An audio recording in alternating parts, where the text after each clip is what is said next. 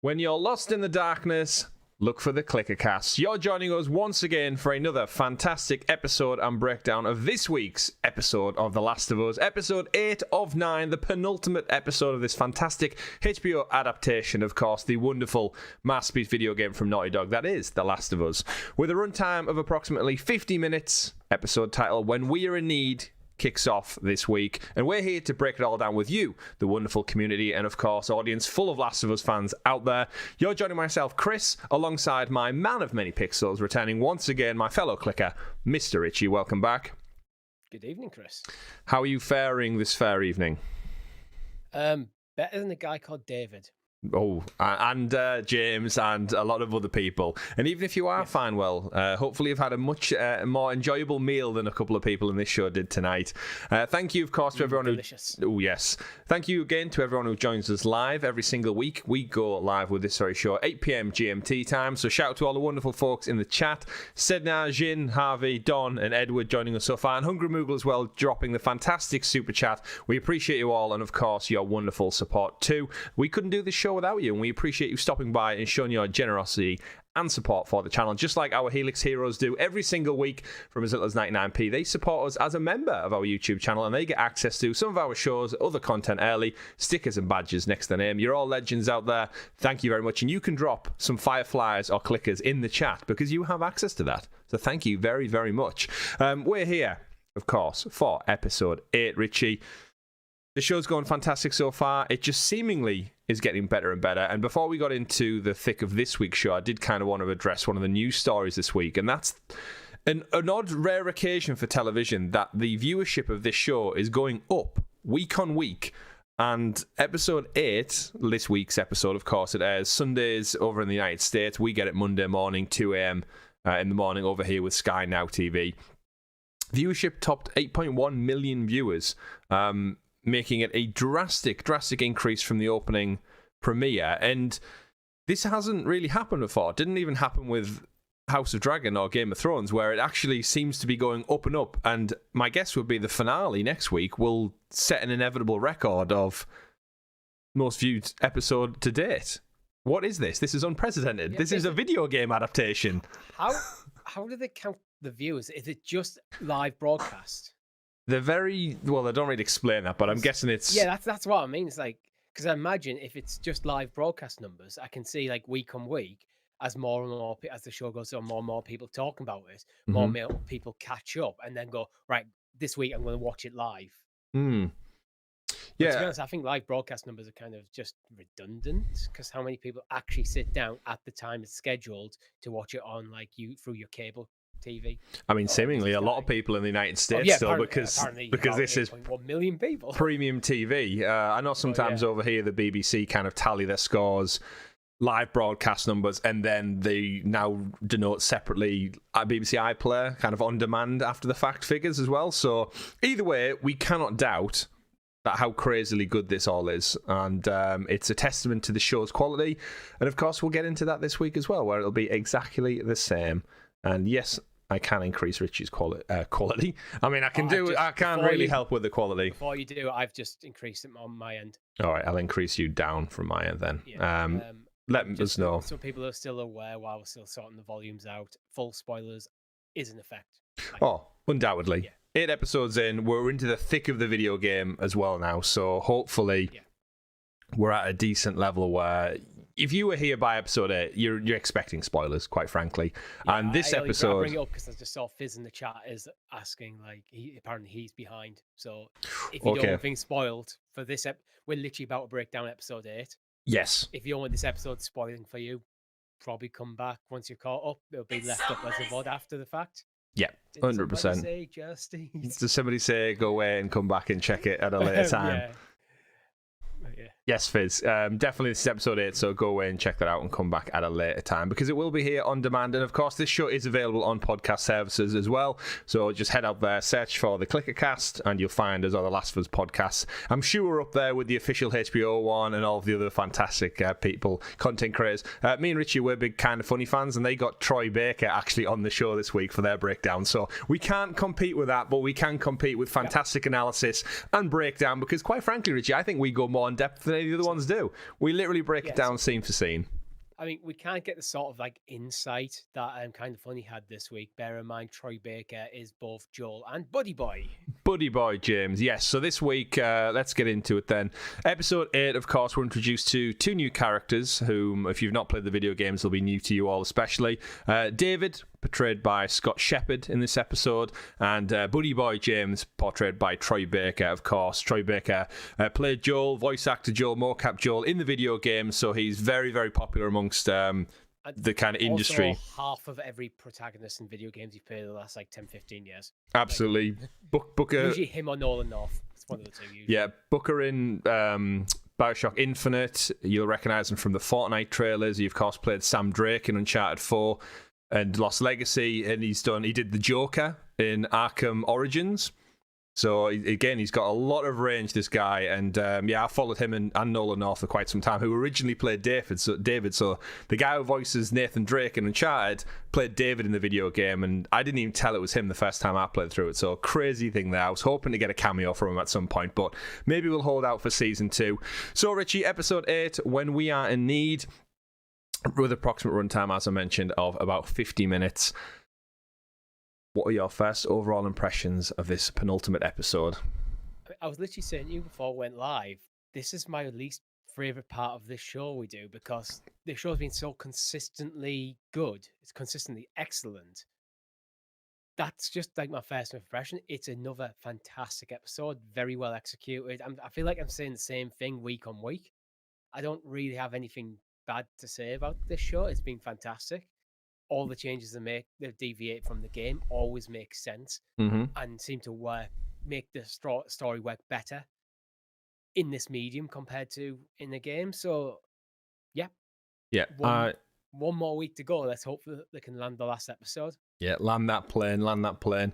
I certainly agree, and I know there's loads of people out there who are enjoying it, absolutely, and you're almost expecting, when we got to the halfway point, I was expecting maybe like a slower episode or something that didn't hit his home, and it just seems to just keep going, and like we head into the finale, and knowing how the video game ends, and it is only a short episode, we should point out the finale next week is only about 45 minutes approximate runtime, so it's a condensed episode. If you thought this week could have been a bit longer, then just wait for the finale. But with what they've got to say, I have seen some people kind of begrudge the lack of action, like classic action, I think, was with what they're expecting from a quote unquote zombie show. Would you agree that? I think it's a fair point to bring up, but I think 8 weeks in, you kind of should know what the show's about by now. It's not an action show. It's not a classic. Here's a ton of zombies, lots of running away from zombies, and that's not the show's about. It's not really what The Last of Us is about, to be honest. In the games, I know there's a lot more action in the games, because in the end of the day, it is a game. You do need action, otherwise, what's the point of it? Yeah, it would be very short if there was no action sequences. But what The Last of Us for me is revered for is not the gameplay; it's the storytelling. The gameplay serves the purpose of grounding you in the world and telling that story. When a TV show, you don't have a control in someone's hands, so just putting random action scenes in there. I'd almost feel like the show. I think the show's better without them, because I think it just every time you throw a clicker on or a runner, you make it a bit more mundane.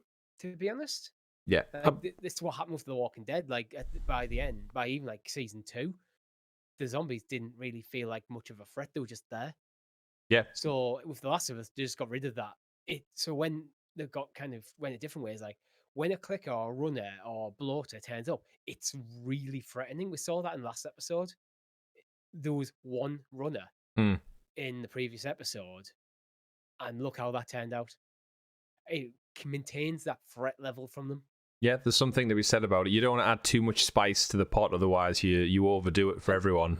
It keeps your characters nice and vulnerable. It stops like Joel appearing like a superhero, like fighting his way through hordes of zombies and like tons and tons of raiders and things. Yeah, with those magic bandages. It's more grounded, it's more realistic of how this would actually play out if this was happening in the real world.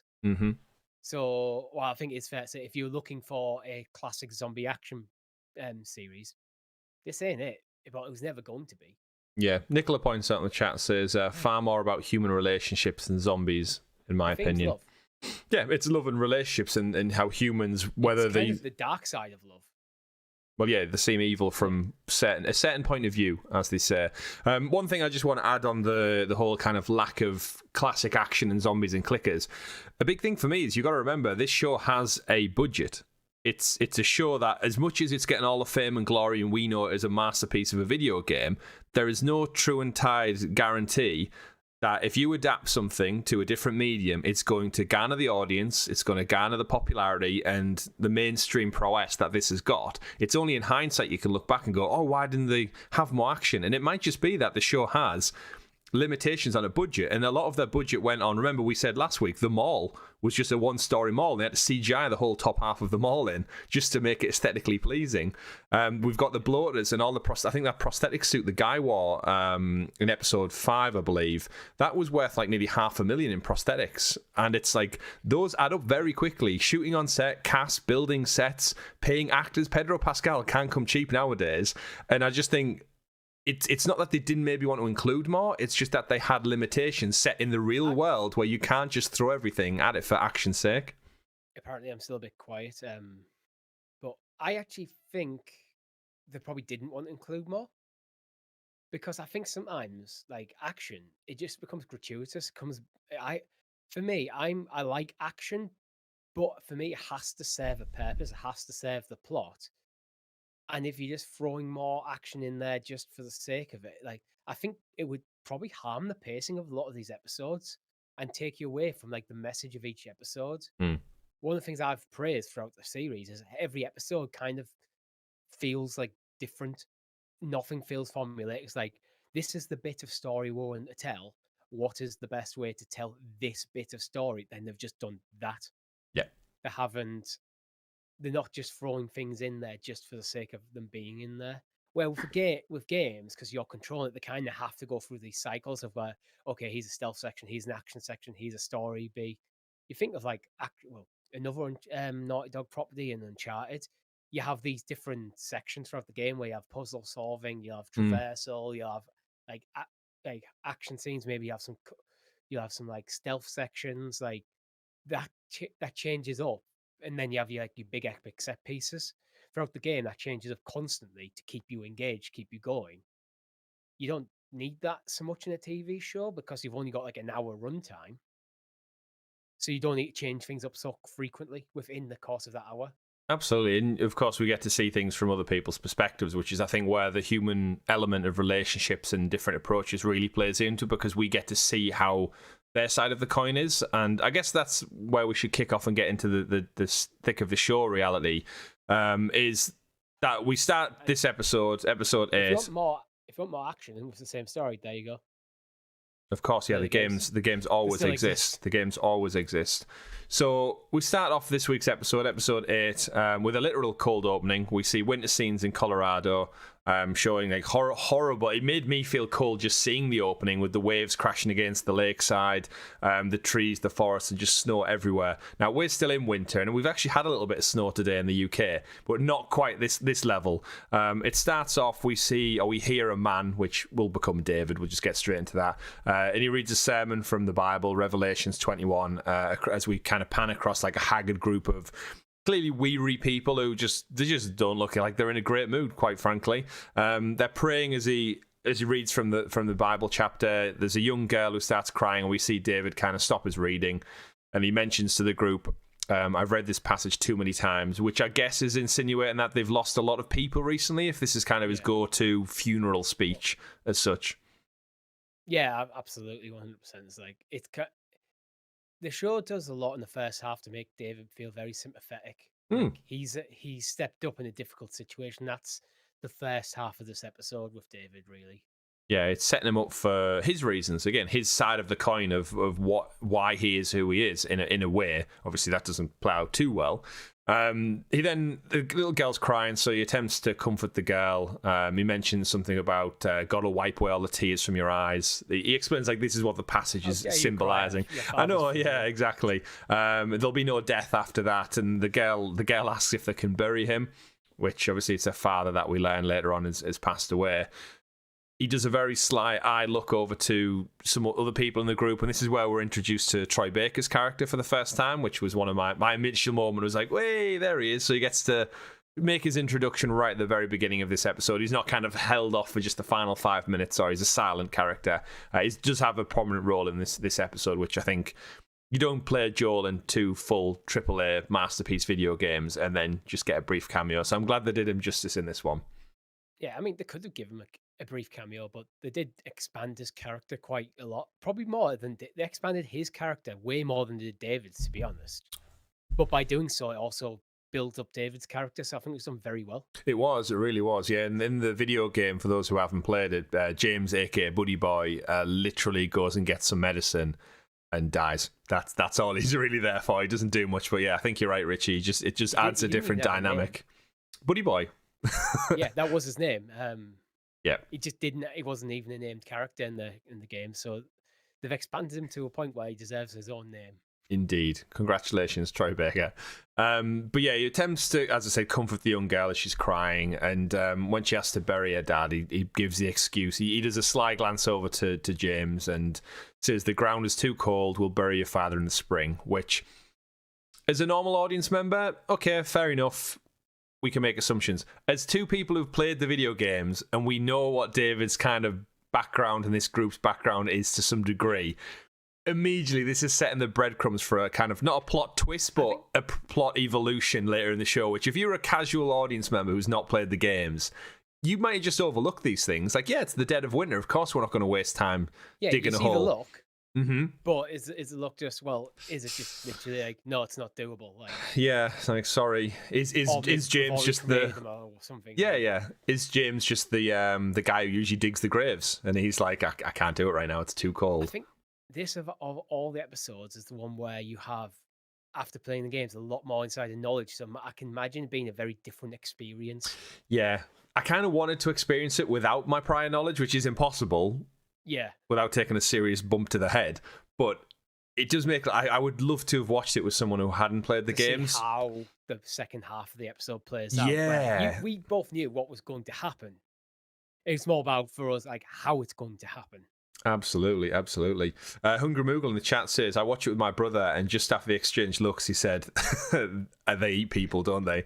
And I guess you could maybe take that extrapolator from it initially, but that's an extreme extrapolation from what the information you've just been given. Yeah, I mean, again, it's pop culture, so you don't know what people have kind of picked up. Like, we've been bigging David up for weeks now on this show, of like, we can't wait to get to his character. It's like, so what makes him so good and rich of a villain, essentially? But we get into that. So the ground is too cold to dig it. We'll bury them in the spring. And then everyone kind of leaves the funeral, essentially, or the sermon or something. And it's very much reminded me of, like, just when you see people leaving church in TV shows and stuff, and they're all thanking the pastor and just going, thank you today, see you next week, Father. It was very much like everyone just leaving and giving each other well wishes, and they'll see you in a week. Don't know where these people are going to, like, in this small, snowy community. Like, do they all have, like, accommodation, similar to Jackson? I think you can just make this assumption that, yeah, they'll probably have accommodation. I think the settlement's very different in terms of how it functions to Jackson, but I imagine different people have different roles, where Jackson was very much a democracy. This is David at the top. Mm-hmm. So he's probably, they all have their functions to keep the society running. Some people go out hunting, like, well, David and James go out hunting, and other people will deal with other things. We see some people work in the kitchens, that kind of stuff. So it's probably, yeah, okay, we've got together to put this guy to rest. Now back on with your day. Yeah. Absolutely. And they kind of do that. And David and, I was going to say Troy, but it's James. David and James have a conversation about, like, how serious talk now, how much food have we got? And I get the sense that James is maybe like the food guy or the inventory guy, because David has a discussion about, well, we're short on rations. There's maybe enough to maybe see us out a few more weeks, and a week or two, if anything. And they have that awkward, like, moment where you can kind of see James is maybe faltering a little bit, and he tells David that he hasn't lost faith, the people are just scared, and David's almost got, like, I don't know, there doesn't seem something right with their relationship. Like, they clearly have this, like, leader and follower dynamic, but I think I already immediately get the sense that James is questioning what they're going to do. Yeah, there's something there, and James reaffirms his faith to David and just says they've had a few tough months. And again, knowing what we know, it probably has been a few tough months. The decisions seemingly had to have made, I don't think that would sit well with any human in any right mind. Yeah, so no wonder he's a bit shaken. I think my reading of it is James kind of has begrudgingly accepted the horrible decisions that they've had to make, but it doesn't sit well with him at all. Yeah. Where that's like, well, I still have faith in you, David, because I know because James feels like David is just doing what is needed to be done to keep people alive. But I don't think he truly sees David for what he is in his entirety. Yeah, probably no one in this community does. No, well, he's got that front, hasn't he? That front is like, again, a pastor or a reverend or that kind of thing. He's hiding behind God. Yeah, like, essentially. That comes very apparent at the end. Absolutely, which again wasn't in the game, so it adds a different dynamic to David's character. We then cut away from the snowy climate after David says, "Go grab your guns, we'll go hunting." So they're out looking for food, looking hopefully for for a decent cut of meat, Richie. We cut back to our basement and we learn that Joel is still alive, because it seems obvious to us, but remember those watching at home who haven't seen the game, last week was Left Behind DLC. We don't know what happened really with Joel there, and he was stabbed with a broken baseball bat the episode before. So it's been a long few weeks for anyone looking for some Pedro Pascal action. He's just laid on the floor in a blanket. Having a nap. Having a nap. With a very nasty infection. My voice is apparently still low. I've upped it like several times. I mean, I can just crank you right up to, I'm going 176% volume. And chat, how is this now? The people can see it on screen that I'm putting it up, so it should be better. Give me your best little pieces. Little pieces. Hopefully that's better, chat. We cut to the basement. We see Ellie tending to Joel by giving him water, and clearly he's not in a good state, so she has to kind of feed him water by just like dabbing it on his lips. They're down to the final rations. You can see her kind of share the last bit of jerky with him, and you can almost like sense there's a sense of urgency and desperation maybe creeping into Ellie's behavior and her posture. She's kind of all over the place. She's eating her food a little bit slower than she normally would do, but seemingly stuff's not looking good for them. I guess, again, as a young girl, she doesn't really know what to do next. Did you kind of think she was going to like chew it and like regurgitate and kind of feed it to Joel? I thought it was going to be like, we didn't actually see her do that. We kind of see her just kind of leave a bit for him. But I thought she was going to like full on like mother hen it, like just chew it. Like gum it up a little bit and then just feed it into his mouth. Him. I mean, she might have had to resort to that, but seemingly, it was a little bit weird. But yeah, she left it on the side, and I was thinking, like, I mean, that's not even enough, like, for anything really. It's not going to make any difference, that tiny little bit. They have. Yeah, well, exactly. Yeah, which was why she decides that she needs to head out and obviously find some food. So she leaves the house. She heads out with Joel's rifle, which is clearly too big for it. It's hilarious how much, like, when she's carrying it around, like, it looks like a massive rifle, but it's not. It's just a normal adult-sized rifle, and Bella Ramsey isn't that tall of a girl, so it's comically large next to her. She goes out on the hunt. She spots a rabbit. Rabbit gets away from her because she's too clumsy and she trips over and falls in the snow. Shout out to the rabbit. Yep, shout out to the rabbit though, because obviously in the video game, the rabbit gets an absolute arrowhead through the face almost.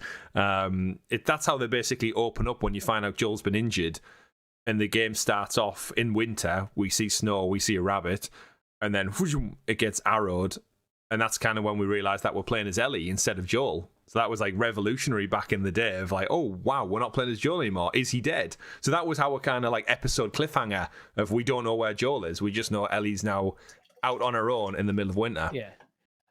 I generally, it was one of them moments you just think, like, have they just switched the protagonists out on us like halfway through the game?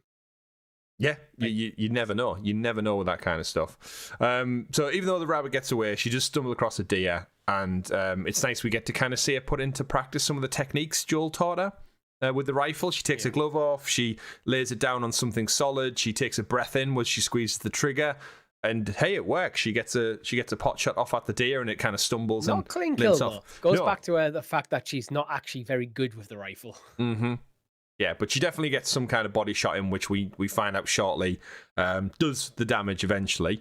So we cut from Ellie over to a different part of the forest, and we see David and James. They're having a conversation over a dead deer, which is a really good, just clever bit of filmography to kind of tie in the two scenes. We as an audience know exactly who that deer belongs to, but where is she?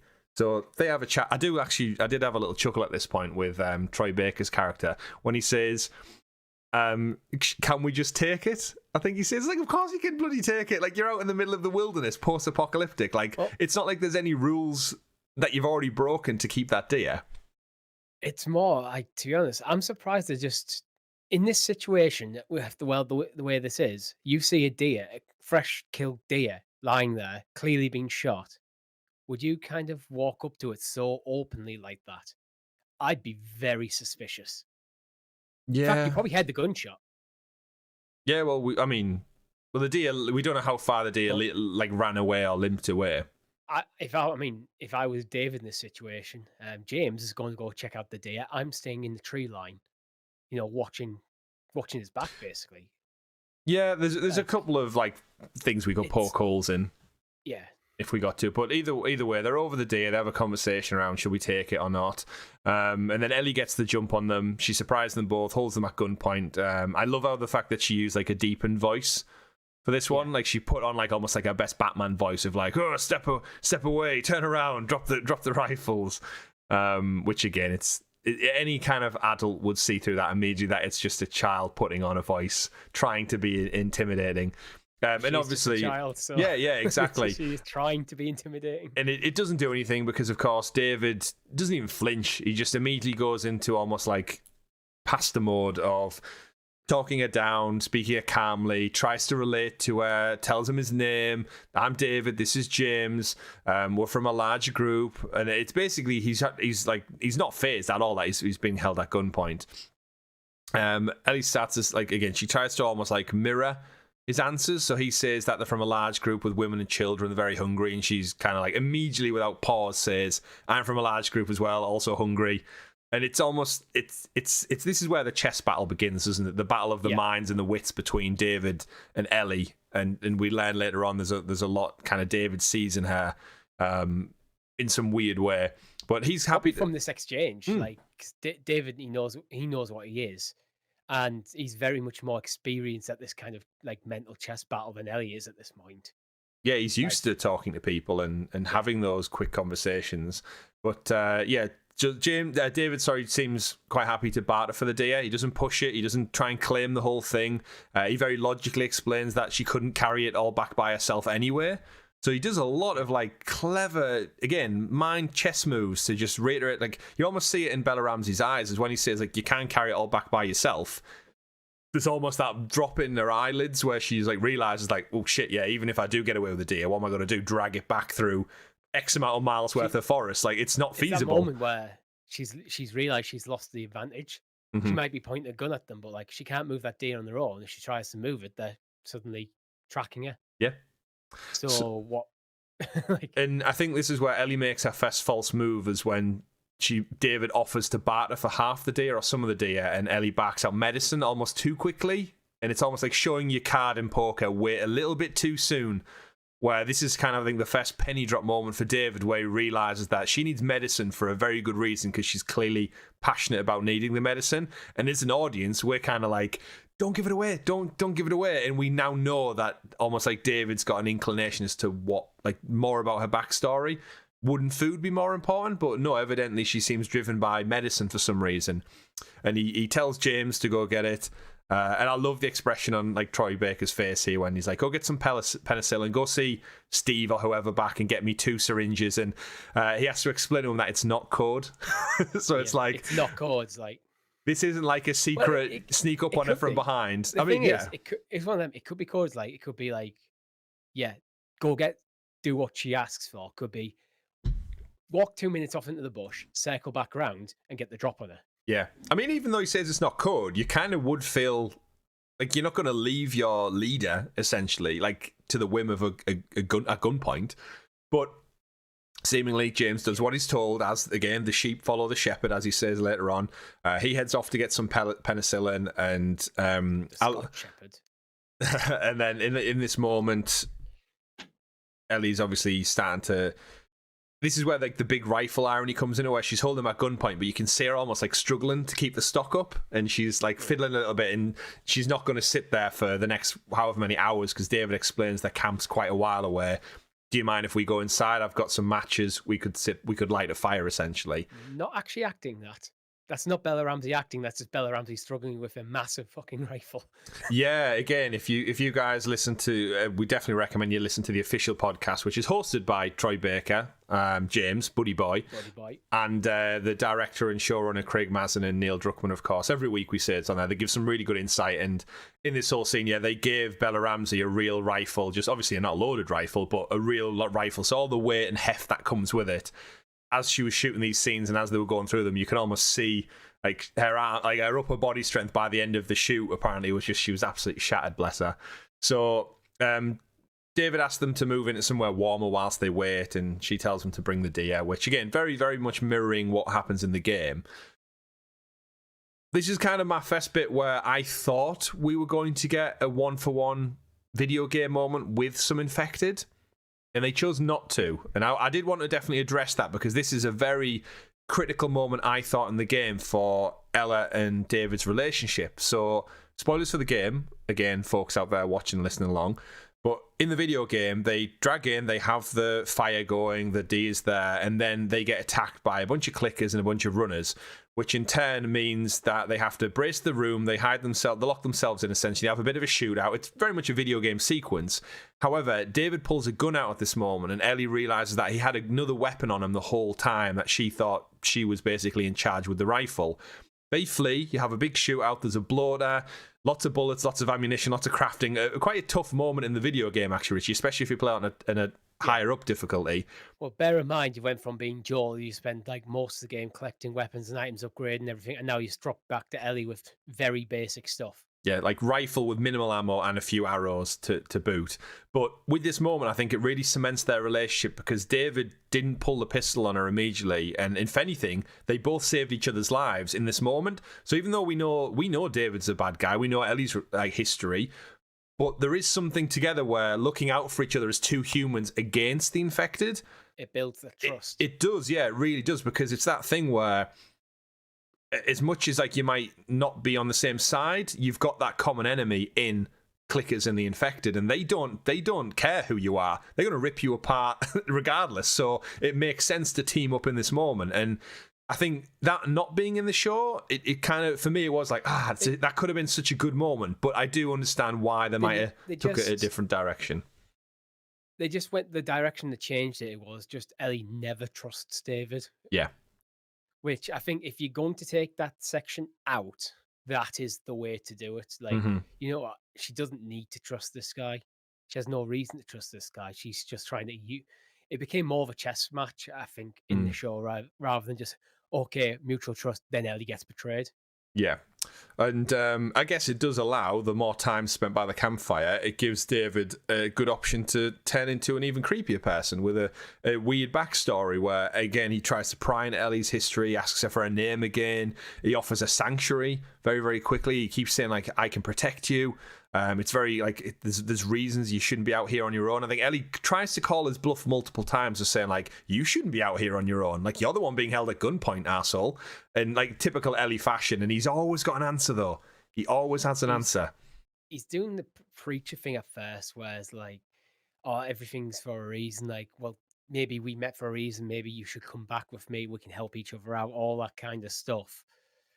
He's trying to find the angle he can use to, like, kind of basically manipulate her. Yeah, he's putting them threads out there and seeing which one she bites onto. Because it worked with the medicine. He learned about the medicine, which we know him knowing about the medicine is about to become a bit of a revelation for Ellie. He explains that, yeah, he's the leader. These people follow him. He explains that he's a Christian preacher.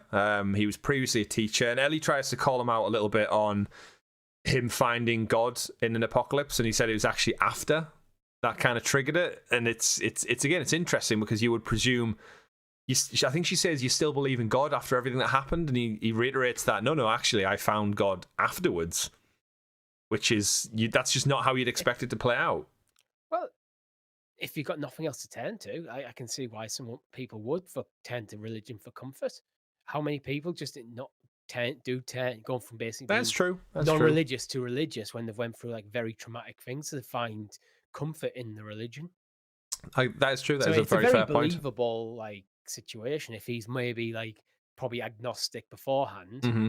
and he just needs something to keep him going. I mean, again, what we find out about David later is it's basically bullshit. It's a manipulation tactic, but Seemingly so, yeah. We learn more about David as he tries to open up to Ellie. Classic kind of tactics, I guess. I'm sure they use this in police interrogation to kind of build that rapport, get to know someone, show them that they're equal, you have similar interests, that kind of like align your interests to build that rapport on a very subtle level. And he does it by saying that he travelled from a Pittsburgh quarantine zone, which shout out to Pittsburgh, because remember, all the stuff that happened in Kansas in previous episodes should have happened in Pittsburgh in the video game.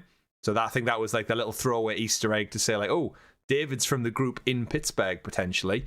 They ran away from Fedra. They escaped the Fireflies when all that was kicking off. And he doesn't believe that there's things such as luck. And he believes, and he's the kicker line, Richie, everything happens for a reason. And he goes into almost like a word-for-word monologue from the game, which I was sat again. I watch this with my wife every week, and it's almost like I wanted to mouth and word it because you could tell what he was going to say next. We didn't expect this winter to be so cruel. We sent 4 of our people to a nearby town. Only 3 of them came back. 1 of them didn't. That person was a father. Then there's a lovely pause, Richie, before he delivers the line. He was murdered by a crazy man. And he says, the crazy man was traveling with a little girl. You see, everything happens for a reason. James, lower the gun. I know exactly who you are. Yep. I've won. I know why you need the medicine. Checkmate. James, lower the gun. And at that point, Ellie's like, oh, fuck. She suddenly realizes that nothing's right. Camera cuts across. Troy Baker's there with a pistol aimed right at Ellie. And again, David, calm and collected the whole way through. His plan, as you said, Richie, his chess game has worked. He's in control. Yeah, absolutely. And this is what he loves. This is what he thrives off. So, barely even have to lift a hand for this one. However, in another interesting turn of events, he lets her go. He orders James to give her the medicine. James puts up a bit of a fight. He's like, should we be doing this, David? And he's like, just give her the medicine. Don't talk back to me. And then watch her leave. Which is like, again, we know why he's letting her leave. Ellie doesn't really think twice about that. She's just, again, caught up. Again, as a young girl, she's probably just, oh shit, I've just had a gun pointed at me again. Lost the situation. I completely outplayed. Mm-hmm. I've got what I need. Just get out of here. Get out of Dodge. So she grabs the penicillin, heads back. And again, as an audience, you're watching her leave literally in inches worth of snow. Everything in my mind's going, Ellie, footprints. But again, you wouldn't think like there's a panicked child in that situation. That wouldn't even cross your mind. You're just running away from the bad guys. The strangers. That's all you're trying to do. Just get out of there. Get out. She heads back. We cut back in the basement, and we see Ellie administer the penicillin directly into Joel's wound. Richie, you've got experience in it, biochemistry, that kind of thing. Is it right to inject penicillin straight into the wound, or would it go in the arm, the blood? Like how? Because obviously she's had no practice. Joel's I am conscious enough to tell her where. I'm not qualified to administer penicillin, but I wouldn't inject it straight in. If I was in Ellie's situation, I wouldn't go into the wound. But apparently you don't go intravenous either, so it is usually into muscle tissue. So right in the arse cheek then, basically. Yeah, basically, yeah. I think it is usually an arse cheek. The fat of your thigh or something. Yeah. But yeah, I did think it was quite interesting. Like, yeah, you wouldn't know what to do. Like, she's probably never used a syringe before. We know she was at Fedra school, but I don't know how far. Shit. Yeah, exactly.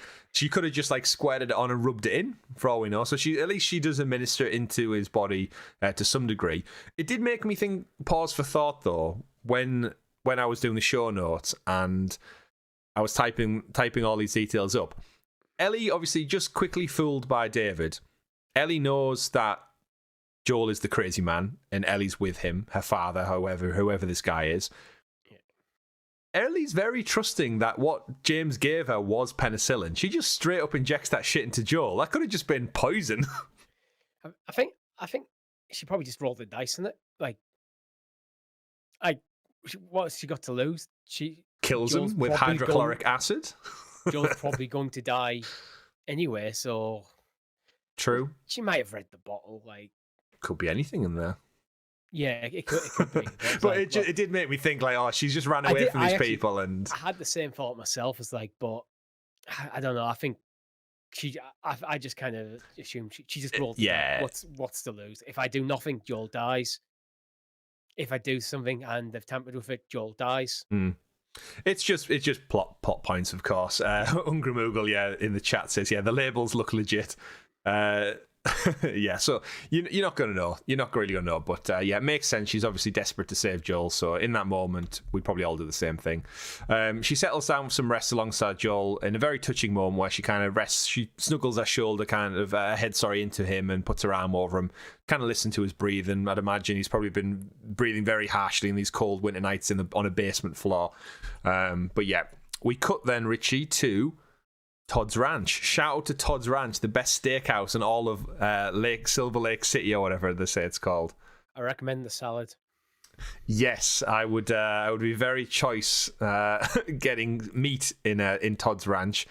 So we get another cold open, as we see again, same setting, harsh winds, snow everywhere. Not too dissimilar from where Meg lives, I'm sure, up in Canada. Shout out to Meg in the chat. Of course, kitchen staff, Richie, they're all preparing food, what I'm sure will be an absolutely delicious meal for this group up in Todd's Ranch. Not really, they didn't see the meat first. They didn't, I did think that. They're not obviously professional chefs, but they're told the fresh batch of meat is coming in, and the guy walks in with a big meat tray full of little cubes of meat, and everyone's looking very shifty, aren't they? We know what they're trying to portray here, but we've got really detailed close-ups of the meat. We've got very awkward-looking body language and a lot of focus on people reacting to, apparently, just a tray full of venison. These people are starving. They don't look very thrilled to find out that there's a full tray of venison coming in. I think it's one of them reading between the lines, like they kind of know it's not venison, but don't want to really know the answer. See, it's quite clear that not everybody knows, though. I feel like David obviously know. The impression I've got is everyone seems very meek. It feels very oppressed almost. They know there's dodgy stuff going on, but they're alive. So it's like sometimes they think it might be in a situation where you're that broken. It's like, just don't ask questions. Because you probably don't want the answer. Absolutely. Like, I used to question sometimes the food that we were given back in school during our lunch times. But especially when your friends go missing. Yeah. Yeah, exactly. That guy we used to know from school and we never saw him again. But you know what? It can happen. So they're questioning everything. And then the best part of it all, Richie, is as we kind of pan across to everyone getting the kind of venison soup or broth or whatever it is, that's when David and James rock up with the deer, which again is just drives home the message of what the hell were they eating before? Because there's the deer. So that can't be venison, right? But we'll get to that. There's more than one deer. And they had a conversation about the food supply earlier. So there's still, it's clearly something shifty, but there's still that chances maybe it is just venison. Maybe it is. That's good eating, to be fair. Yeah. As the group waits to start the meal, we kind of see everyone get they go and collect all the food. They're all sat down in this hall in Todd's Ranch. And they don't start eating, which I didn't notice straight away. That I just presumed everyone was sat around having their afternoon dinner, but they weren't. None of them had started eating just yet. They're all waiting for someone or something. The group starts before they start the meal. David kind of does like not praise the food. What's it called? Saying grace. Saying grace. Well, before that, he kind of walks in and starts talking about, I'm sure you've all heard rumors, and then goes, "We'll find them in the morning." Basically. Yeah. It's interesting how them rumours get about, because surely all it was James came back for the medicine, and I'm guessing that he knows the group already. Yeah, the group already knows. He spoke to the doctor. Doctor tells other people, like, hey, we're giving some medicine to a random child who matches the description of the guy who killed Alec. Yeah. So they've got their plans. And yeah, he does say that we'll head out for them in the morning, but for now, it's time to eat food. before the young girl, the daughter from earlier on, Hannah, I think she's called, explains that we should kill them. We should kill both of them. Like David wants to bring the man to justice, or what his version of justice is, and the girl says, "Yeah, we should kill him." Which David very quickly turns here, and he absolutely just backhands her onto the floor, slap right across the face. And then right down. Oh, the mother goes to stand up as any mother would, and he just gestures to her slowly, like, sit down. And this is where the crank on how in charge David really is gets ramped up for me. Yeah. Where they're not just following him, he has some clear aggressive authority over these people. And we don't really see it until this moment, where there's been subtle hints and nods and the way he spoke to James and some of the other people, but straight up slapping a girl to the floor and no one even flinches. Not even the mother dares call out or question him. This is where it kind of ramps up with there's something extra to David that we haven't quite unearthed yet. The last time we saw him interacting with the group as a whole was at a funeral, so you're kind of like, oh, well, maybe, yeah, if it's a funeral, people are not going to be in exactly the best mood ever, really. Yeah, absolutely. He then kind of bends down to the girl to kind of help her back up, and he says, like, oh, I know you don't think you have a father anymore, but the truth is, Hannah, you'll always have a father, and you will show him respect when he is speaking. So he's literally supplanted her dad within a few days, and seemingly is putting himself in that place. Is a very creepy power move. The way he helps her up as well, he makes her take his hand. It's a straight up power move, like, take my hand now. Like, yeah, right. Up you get, sit back down. Yeah, and then dad. this is where you start to really see the subtle differences. So they sit down, he blesses the food, and David's got a different meal to everyone else. He seemingly has like a big, massive plate of probably venison still. He might genuinely have venison. Didn't pick up on that. Yeah, so everyone else has the kind of soup broth thing, and he's got like a plate of meat with a couple of other accoutrements with it. So, yeah, interesting one. And then the group dig in to their blessed food. And again, the camera just pays such added focus to them, shoveling it in, the clang of the pots and the plates.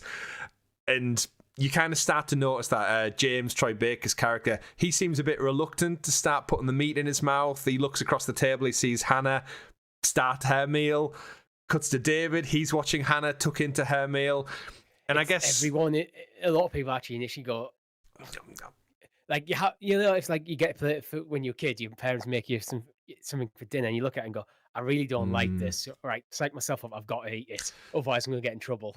See, I think the more worrying thing is a lot of them dig into it totally unawares, and seemingly Hannah's unawares that, let's face the reality, I think they're all eating their dad. Oh, I think that's it's heavily implied. Like, yeah, and I know Hungry Moogle in the chat says, yeah, he's displays of power, but yeah, Chris in the chat says, I was thinking maybe the daughter was eating her dad's meat. I think that is exactly what's implied. And David, seemingly quite content with all this going on around him. He's obviously just the shepherd of his sheep. He's loving life at the moment. He's just asserted his authority and his power amongst these people once again. And then they're all sitting down to tuck into essentially what he's provided them with. The father provides, right? Yeah. Creepy ass shit is what this is. And they're all, whether they intend to or not, they're all a bunch of cannibals. Just confirmed right now. And cannibals obviously doesn't sit right with any human being. Quite frankly, it shouldn't. But this does happen. I know my wife watches loads of survival shows from my wife's a cannibal. No, not to my knowledge. But she sits down and watches a couple of YouTube channels around like survival instincts and people who've been lost at sea, people who've been lost out in the snowy wilderness in decades, centuries gone by. And there is stories about them basically turning to eating people.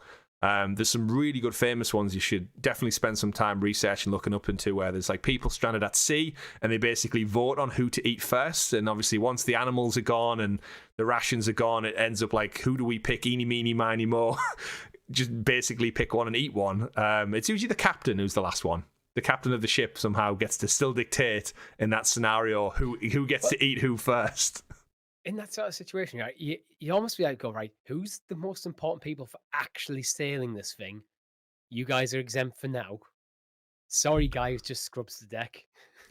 yeah, it really is. Because if the whole thing is about, like, we're doing this, we all agree we're going to do it. None of us want to do it. We know it's not the right thing to do, but it's purely for survival. Then it sucks if you have like a less important job. The guy who like mends the sales and stuff important. It's almost, again, it's like in survival instincts. If you were trapped in like a crazy snowy climate and there's like very slim, you just need to basically see out the next, I don't know, till the weather turns, I guess, or the storm secedes. And you're almost like a Death Star. Like you could just, if there's only two, you just hit person with a rock and then you've got like what? Tons and tons of meat to eat. So I don't know. It's not, obviously none of us are ever going to be in that situation, but I can totally see where survival cannibalism can be a thing. So these guys, anyway, they're chowing down Richie. They're enjoying their meal, like unbeknownst to what they're eating. We cut to the next day. Ellie's administers another injection of penicillin before heading out to get Callus. Of course, the horse from the previous episode. She gets him some snow water. And we essentially see some crows fly out from the trees, which we know what's happening. This is David coming to hunt them down in the group, and Ellie notices them and she panics and runs back to Joel. And as they're hunting out, David gives his example. He says, like, look, the girl survives, we'll bring her back with us. And this is kind of, again, where James starts to show a little bit more pushback against David and says, like, look, dude, it's another mouth to feed.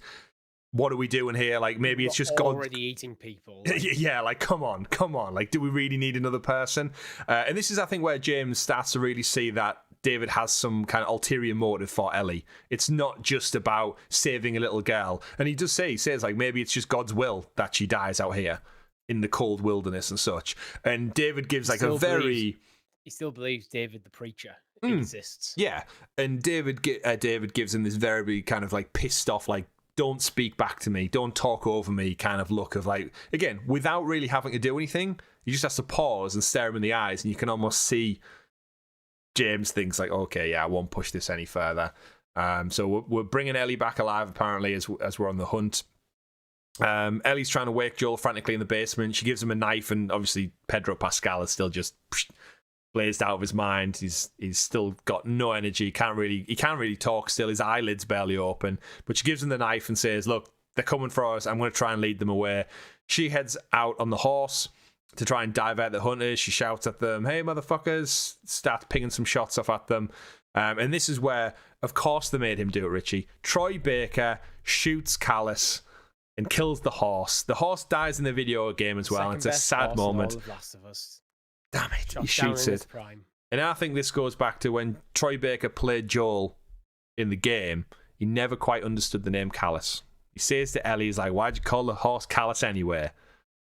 He just doesn't like that horse, both in the video game and in real life. And in real life, and I say real life, of course, still fictional show with just real live actors, they killed the horse. R.I.P. Callus. We shoots the horse. Ellie hits the deck. She pretty much passes out, and all the hunters kind of gather around her. And one of them says to James, like, finish her off, like, kill her now. And he cocks his gun. He loads it ready to shoot a bullet until David fires one off in the air and says, like, no, she stays alive. If you guys want to seek vengeance, then deliver it. He picks up Ellie, very much in like a survivor, like a fireman rescuing a child from like a fire almost. Foreshadowing for later on the episode, but the way he carries it is very much like he's narcissistic enough to believe that he is saving her.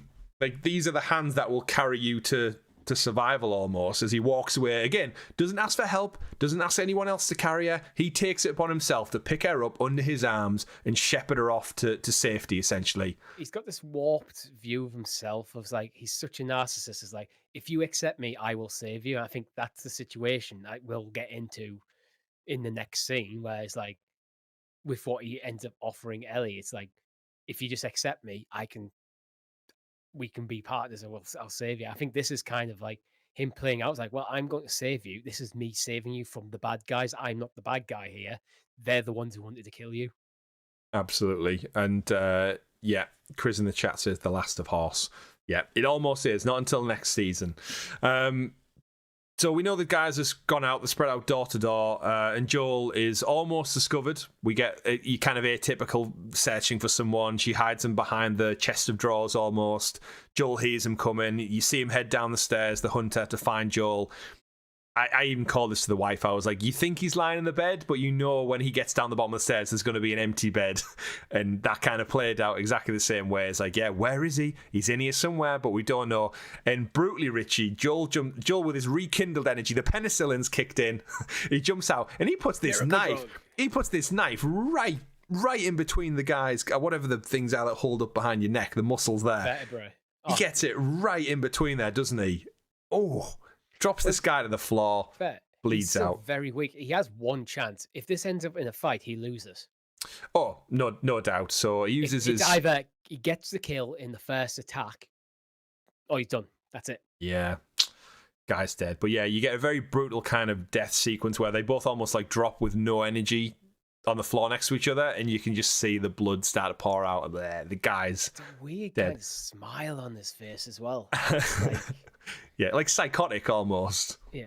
But he has been eating human for the last several days, so maybe that's what it does to you. Who knows? Cannibalists be crazy. We cut across to Ellie, of course, after she's been roused a little bit. She wakes up in a cage. It looks it's not like a proper prison cell cage. It's just like some kind of storage unit. But she's in a cage. David comes in and explains that she's a dangerous person, and he's almost like just trying to convince her that she's special. And this is the kind of first thing we really see of David opening up to Ellie. So he's done all the chess games by the fire earlier on in the episode, and this is the point where it really starts to hone in on going like, you're special, let me protect you, I can offer you a new beginning if you can find a way to trust me. And he's really starting to kind of almost like reel her into his way of thinking, and he's acting as though like he's offering her this phenomenal new life and chance of a new beginning. And it's like, from obviously our perspective, we're like, who the hell, what are you talking about, you crazy man? And Ellie sees that as well. But in David's world, he's like, he truly believes what he's offering her is like real. Like, that's why I mean he's such a massive like narcissist to the point where his his view of himself is so warped. Absolutely. He's like, he thinks he's offering her the like absolute best thing ever. He's almost believing his own hype when he's like preaching the God stuff. Like, he's almost putting himself playing like that kind of like saintly figure. Yeah. He's starting to believe it. I am the Messiah. I will lead you all to redemption and that kind of thing.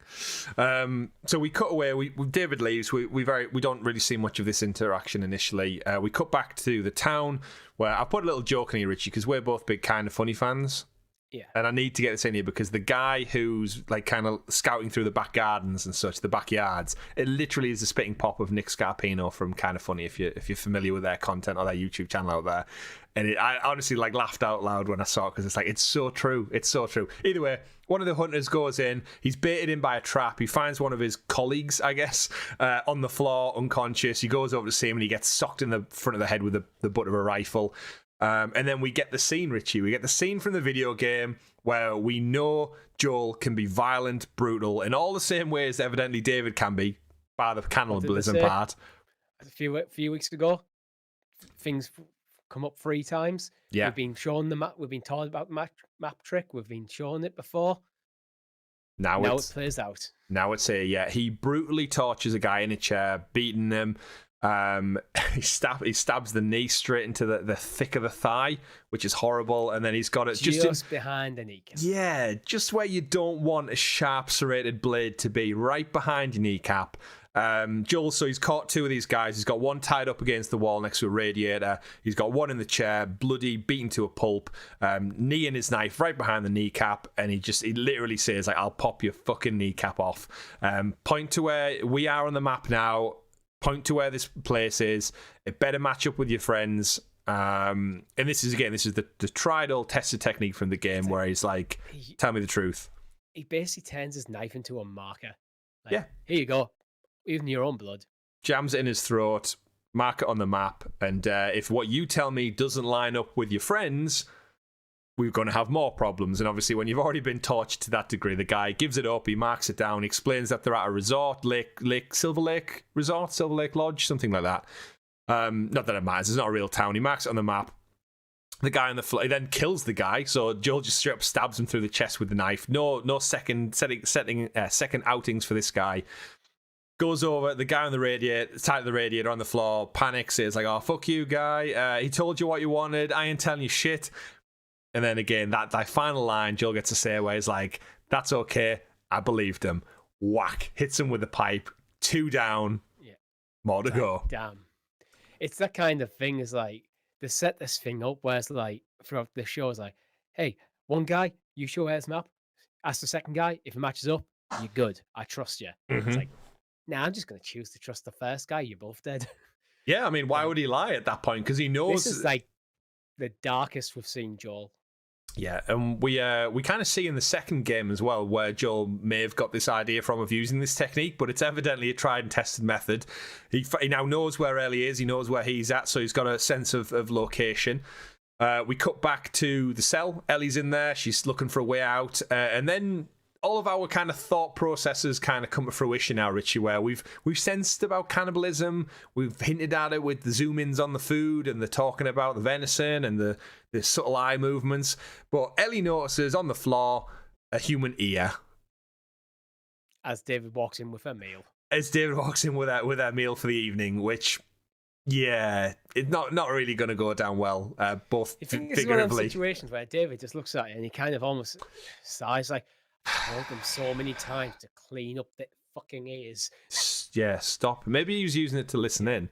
I do question, though, if they are eating human, like, I'm aware of the human anatomy and the layout, what reason have they got to take anything from the face? Are they literally, like, using cheek meat? Lips? Like, I know we eat, like, ox tongue, or we don't, but, like, some crazy people eat ox tongue and stuff, and pig's ears and whatnot. If they're starving to the point where they're eating people, I think you use all the person. I guess. You stick it all in a big soup. Stock? Oh, there's a lovely gravy on this meal tonight, David. Oh, yes, that's ear wax and blood and skin. And either way, there's an ear on the floor, basically. Yeah. Ellie says, like, are you going to chop me up into little pieces? Jokingly, kind of, whilst also being absolutely disgusted by this man. David persists in kind of, again, wanting to know what Ellie's name is. He tells her, like, oh, don't judge me. And she like, bursts out in anger at him, saying, like, don't judge you? You're eating people, you sick fuck. And she literally is, like, she really sees this man for truly what he is now. He's a crazy cannibal preacher, like, just awkward leader.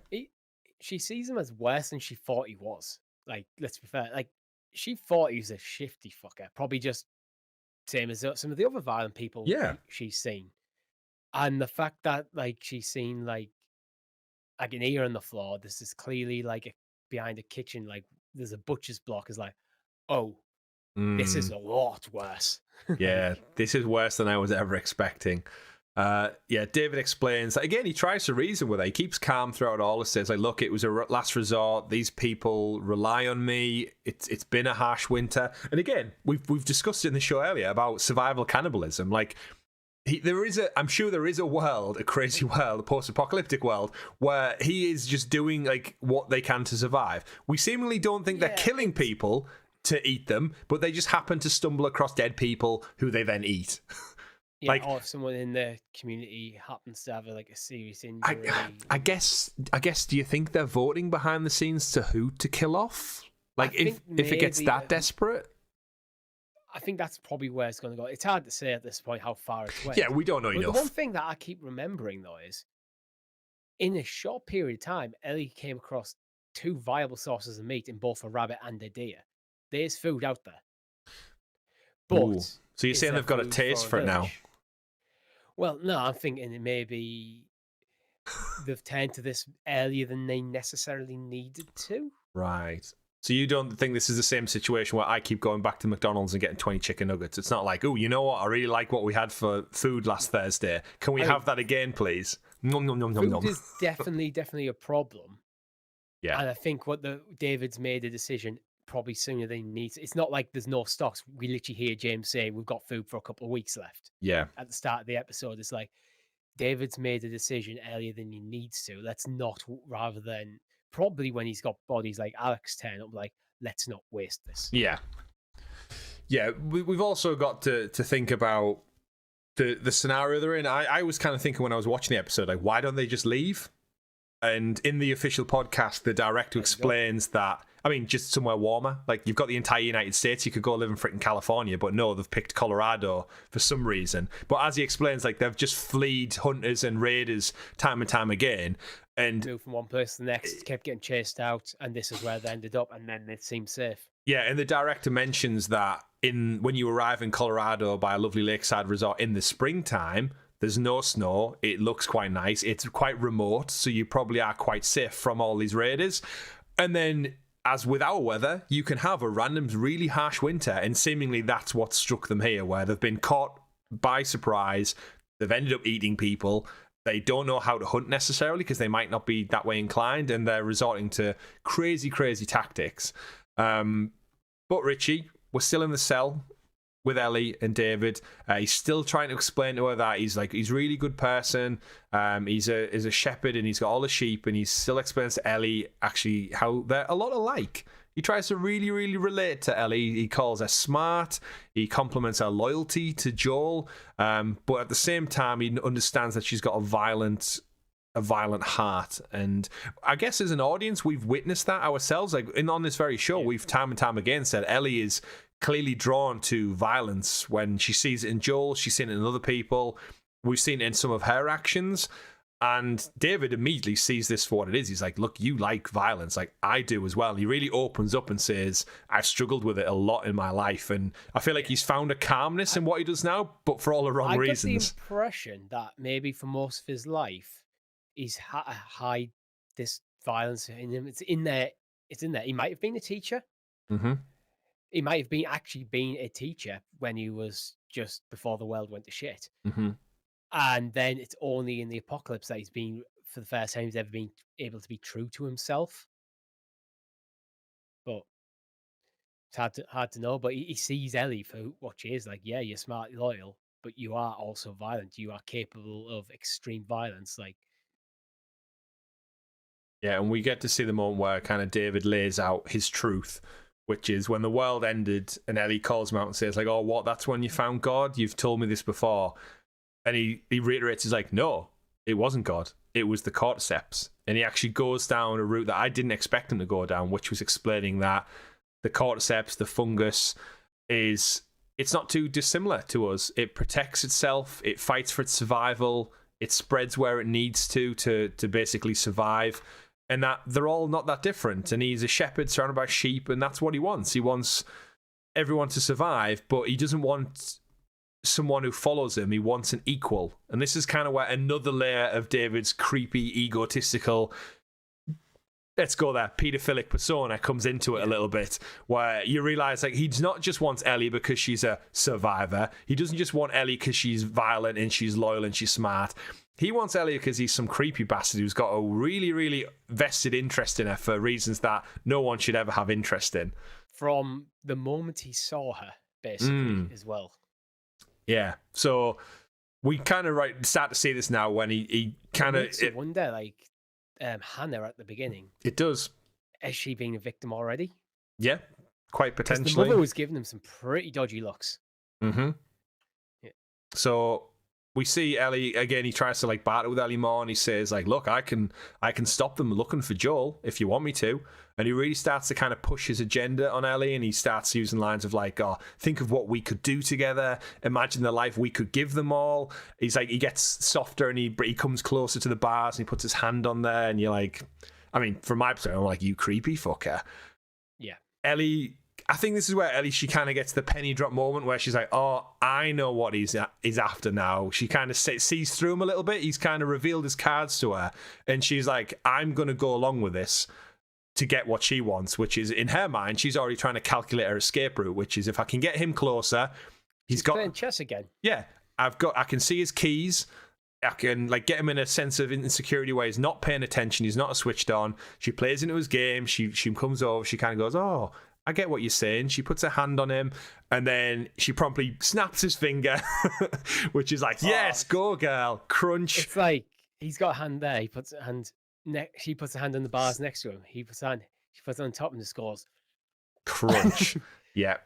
David, again, she's trying to grab for the keys. David slams her against the kind of gated fence, busts her face open and stuff. And then he's like, oh, you stupid little girl.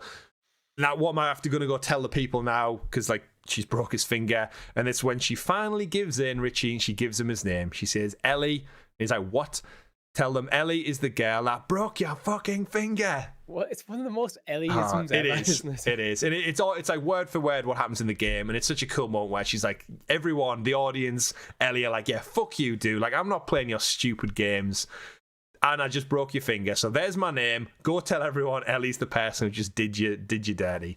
Well, it's at this point where like keeping her name to herself before kind of give her that one thing that he was after over her. She doesn't need it anymore. She doesn't need that card in her deck. It's like, you can have it. I'm going to give you it. Yeah. Not because you're asking it. I'm choosing to give you it. It's kind of like the power. It's almost symbolic of where like the power struggle flips. It's like, he's like, yeah, David, you're not winning this. Yeah, like I'm not into you for that kind of thing. I might be smart, loyal, and violent, but not for you. You creepy. This chess game we've been playing backwards and forwards. Yeah. I'm not playing. Yeah. She's like, I'm not into that, you creepy, cannibalistic bastard. But then, in a horrible way, David does have the last say on this. Just as he's about to leave, he turns back and he says, how did you put it? Tiny little pieces. And it's like, yeah, he's kind of got you there, Ellie. You're in a cage and he's chopping humans up. So either way, we cut back. Outside, Joel is searching for Ellie. He's got, again, the penicillin's truly kicked in. He's on the trail now. He finds a storage area, which we I like how the penicillin's kicked in, because that's how... Just shot penicillin and a night's sleep and you're back. Yeah. You're fine. You don't need anything. Penicillin heals all. Heals all, apparently. Well, to be fair, I think there's something to be said that he is still in a very bad situation, but his instincts as a father, and like last time he saw Ellie, she give him a knife, went hide over there and kill a guy. Mm-hmm. I'm going to run away. It's like, no matter what he's feeling, I'm up. Yeah. I'm staying on my feet until I find Ellie at this point. And we know Joel, again, he's got that instinctive survival thing where against all odds, he wants to protect her. He's got, again, whether it's making up for his time with Sarah or it's his newfound relationship with Ellie. Remember, the girl's just essentially saved his life, so he now kind of owes her a life debt in a way as well, but he's really... He's already seeing her as a daughter at this point. Absolutely. We've already established it pretty much from when they left Tommy's place. Yeah. And he discovers a trail of blood leading to a storage area where he finds Ellie's backpack, which again is Callus. Like, oh shit. Oh, there's the horse there as well. Callus, he sees Callus first. first. Yeah, of course, because they'll drag the body back for me. Lots of meat on a horse. Yeah. Just ask, was it Iceland lasagnas or Tesco lasagnas? Yeah. Back a few years ago. I think it was Iceland, yeah. Yeah, over in the UK, we have a small supermarket chain, which we found out their lasagnas had horse meat in them, so... Hey! Not declared, though. The biggest problem for me in that was always it wasn't declared. But they didn't know, because it's illegal in the UK. So it wasn't Iceland, I think. It was the supplier. Because we don't eat horse in the UK, so it's not that it wasn't declared. I think it's straight up illegal meat. Is it illegal, or is it just not common? I think it's illegal. I don't think we eat horse in the UK. I mean, I've never eaten horse now, but yeah, I don't think I have. I've had one. I've definitely had a lasagna before. Yeah, I had a lasagna. It wasn't just lasagnas. There's a handful of different stuff across different companies as well. So it's not just Iceland. Yeah, true. They were just one of the suppliers. I actually had lasagna tonight, hopefully with no horse in, if I'm honest. Oh, look, we're both on the same trick. Little tiny pieces.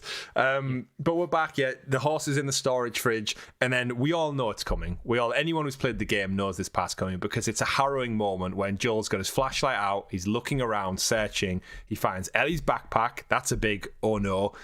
He finds all these frozen meats. That's it. And then he turns around and we see, 3 human carcasses hung up on ice. I don't know how long you've got to let them mature for. Is it 17-day matured steak usually? I don't know. Beheaded, no heads. They're clearly hung as if like to prepare what dressing. That's what they use when you're dressing a deer. It's the same situation. Like stripped down to the muscles and just the meat. The innards removed, the heads removed to drain the blood. They're hung upside down. It's grim.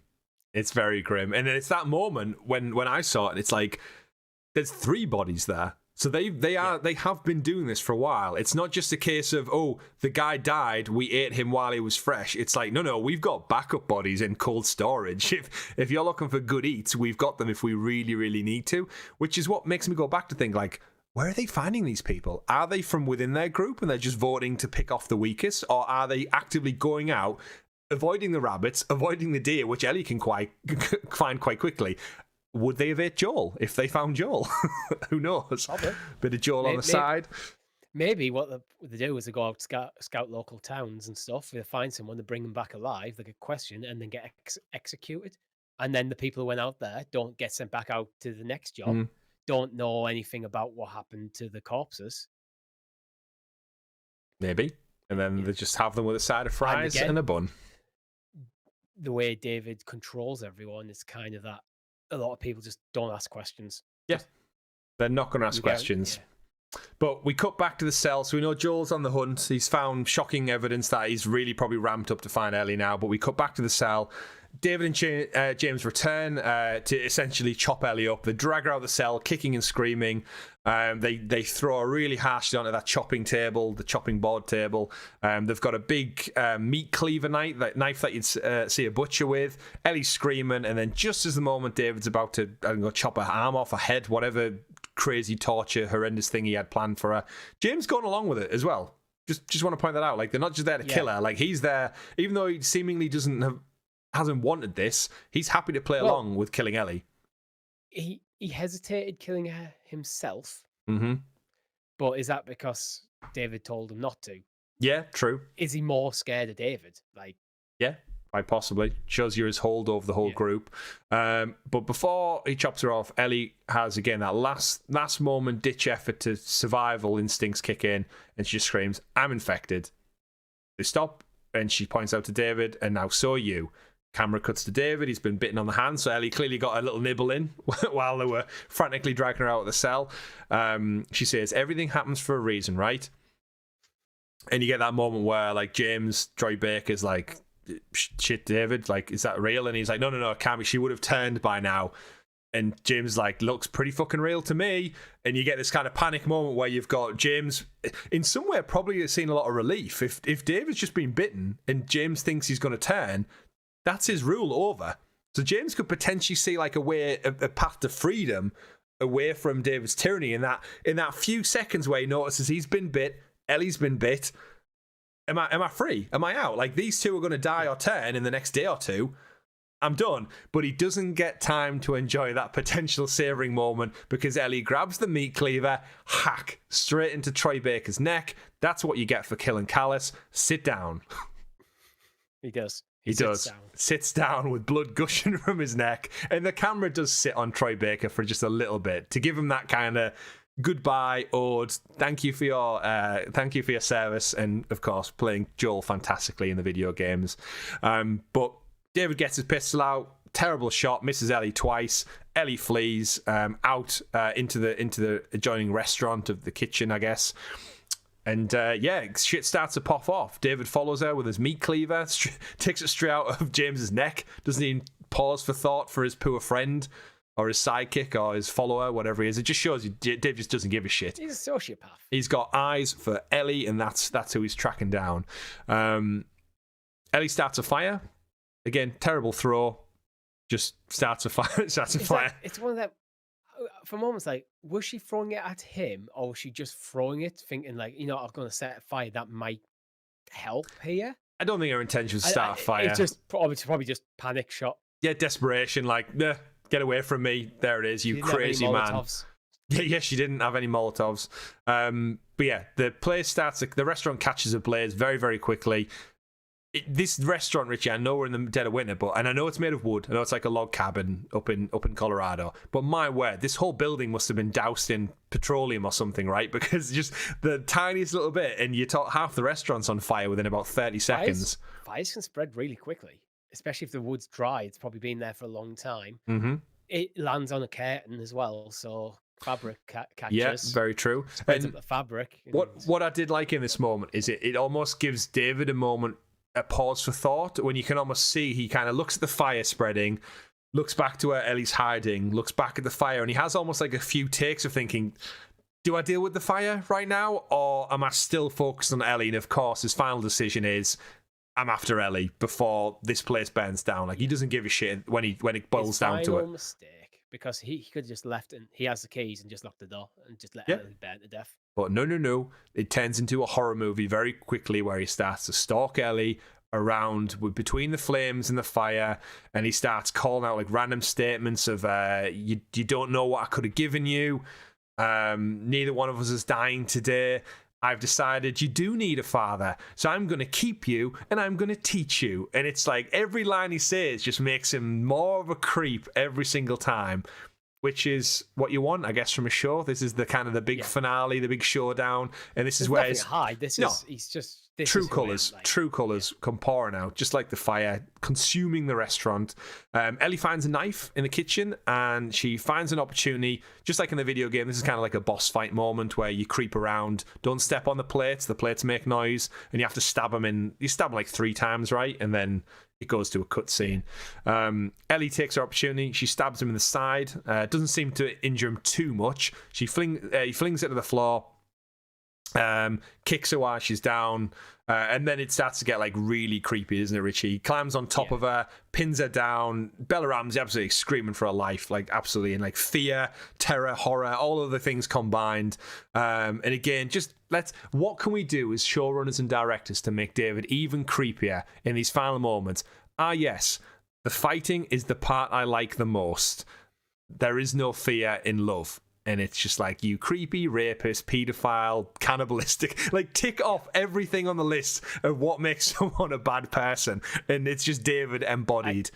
And he's a preacher. Fake preacher. Fake preacher. Which actually makes it worse because he's hiding behind the religion to like do his horrible shit. Yeah. He's using religion to manipulate people. He really is. But yeah, like, oh, it's getting intense. It's like even talking about it now, I'm like, oh, in that moment, you're just like, oh no, he's a horrible human being, and he's trying to enact a horrible act, and he really is, because next up, Richie, he's clearly reaching for his pants, right? He's got Ellie pinned down. He's got clearly plans for her, and he's just taking it to the max. Where it's like, oh yeah, the fighting is the part I love the most. He reaches for his pants, and then in that moment where I guess he's about to fulfill his ultimate dream, he slips up. Ellie grabs the meat cleaver off the floor, and she just goes to town on his face with that thing. And I saw a social media comment of someone counted the strikes, and I think it's 22 is the grand total of strikes she puts to his face with a meat cleaver.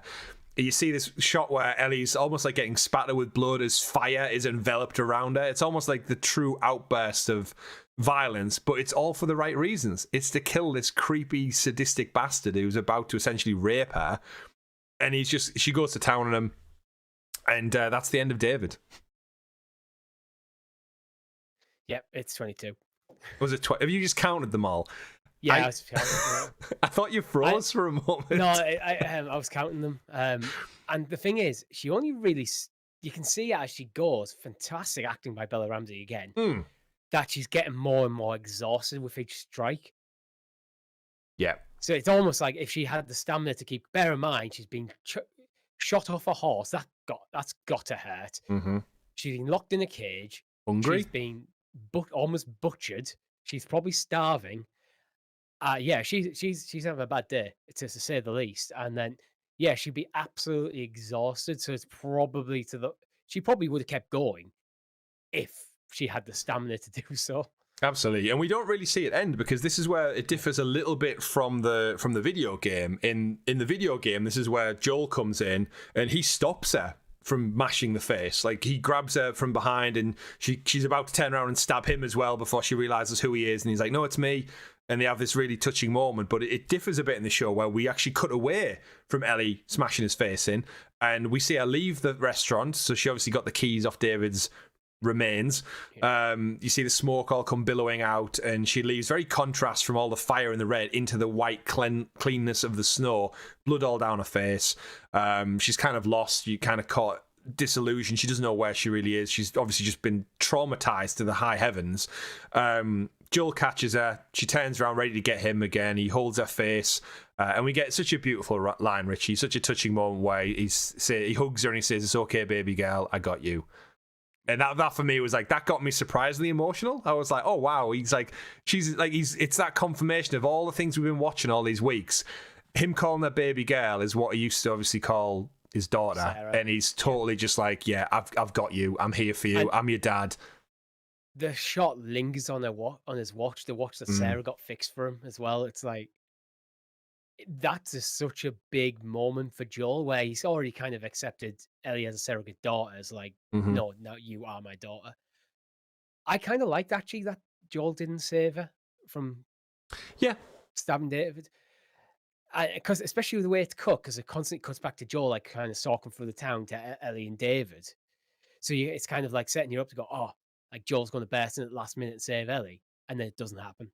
Yeah, Ellie absolutely. has to save herself, but then Joel saves Ellie in a different way, probably a more important way, to be honest, in the emotional ways. Like, I've got you now. Like, we are back together. Like, Yeah, you dealt with that. Safe. You are safe now. Like, yeah, and there is. I'm sure it'll come back in the next episode, like the trauma from it. Like, she won't be in next week's episode, just like in the game. She will not be the same person. She will have repercussions from this trauma, and I'm sure, like anyone who's has to go through that, like you would not be able to just go back to your normal life after that. And depending on where the show picks up next week, it could be a day later, it could be months later, but there will be repercussions. And again, Joel. Yeah. Being there for her from that emotional standpoint, he didn't have to kill David. She did that himself. She put an end to that. He's there again for that, like, again, the father-daughter relationship element of it. So it's okay, baby girl. He's got her. He puts his coat around her, and they kind of head off together. Weirdly enough, heading off towards the lake. I did say that to my wife. Why are they just heading towards water? Of all the directions they could go in, the camera ends with them kind of heading off towards just a mass pile of really ice cold water. That might have been where Ellie's backpacking. Oh no, he's got it with him, yeah. But either way, that's just me nitpicking. It was probably a beautiful shot on the shot of the scene. Another thing, after someone mentioned in the chat way back earlier on when we were talking about the town and where everyone lives, where's the rest of them? When the restaurants where they all have food is setting on fire and there's gunshots ringing out, no one shows up. Poor little Hannah, like all of the other crew, the chef. Where are they at? I don't know. To be honest, they're all enjoying human soup. It's one of them things where you kind of have to just suspend your disbelief. Like, oh yeah, in real life they would have come, but that doesn't make for good storytelling. You can come up with a million excuses of headcanon to justify that absence. Yeah, absolutely. But just a couple of things that I thought were funny. Joe killed them all. I mean, in the game, he does. He works his way through the town on the way to Ellie and kills about 20 people in the snowstorm. We don't see that. Again, it goes back to, should the show have had more action? But then in reality, we know Joel's not a superhero. He probably wouldn't have been able to navigate and kill 10 plus villagers to get to the restaurant. So don't show us it. It's not necessary. Sometimes less is more, especially in this episode, because when the violence turns up, it turns up in a big, very disturbing way. It does. And if you saw, like, it goes back to earlier where if earlier in the episode, like, David and Ellie had to fight through hordes of clickers and stuff, does it kind of water down the violence? It does. And I think a good part when David's actually telling the story by the campfire and he says, we sent 4 people out and only 3 came back. If he sent 20 people out after Joel and 5 came back, you're like, so this crazy man, he is a madman. He killed 15 people somehow. Yeah. It does lose that element of impact. But saying, we sent out 4. We're very hungry. We're a small group, women, children. Only 1 came back. He was a father. There's now a daughter out there without a dad. It does have that more human with a impact. Gun that is clearly not hers. It does have that added impact. So millions of clickers, thousands of runners and infected everywhere, loads of random raiders and hunters, and Joel's able to massacre them all easily and wrapping bandages around and living forever. Penicillin can only go so far. But I do think the decisions they're making in this show, and especially for this episode, because I think this episode was the most beat for beat mirroring of the video game we've had probably yet. The only bits that are changed, realistically, is the bit where Ellie and David fight off the horde of clickers. Just gameplay bits, but though. That wasn't really. Yeah, that was just cut in its entirety. Absolutely. And beyond that, it's just adding. It's expanded David and expanded Buddy Boy. Yeah, Buddy Boy. To the point where he got a name. He did. He got a name and a meat cleaver in the neck. But that's it for episode 8. So as we end with all episodes, of course, we look ahead to next week. The season finale, Richie, it's here. 9 weeks we've been covering this here on the ClickerCast. Naturally, the kind of trailer that HBO drop for each week, not showing much off for the finale. We see Ellie and Joel seemingly back together a little bit healthier, away from winter, so we're in a warmer climate. They're heading towards Salt Lake City, where we know the Firefly Hospital is. Ellie and Joel are no doubt tussling with their relationship. They're probably best mates at this point. And all we really see from the trailer is they seem to be flashbanged, by a grenade. So this might be the Fireflies catching up with them. And I guess the biggest thing that we're going to expect, Richie, is Ashley Johnson. She's not been in the show yet. Ashley Johnson, of course, who plays Ellie in the games. Troy got his glow up this week. Is next week, it has to be the week we see the flashback to Ellie's mum, right? And how... Well, we do. She's in the trailer. She was in the trailer for the beginning of the series, and yet we haven't seen her yet. So there's only one episode left, and this is a trailer specifically for next week. Imagine if it was DLC that like brought out a Last of Us episode about Ellie's mum before the outbreak. Anything about Ellie's mum, it basically is DLC in a way because it's not in the game. She's not in the game, yeah. So she's going to expand. I think this is how they're going to where the final chapter of the game is very much just another action set piece for the entire run, pretty much.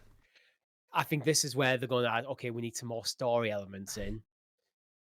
Ashley Johnson pad out Ellie, who Ellie's mum is. It also, I wouldn't be surprised if we opened on it because, and probably maybe even touch back on what happened with Ellie and Riley as well.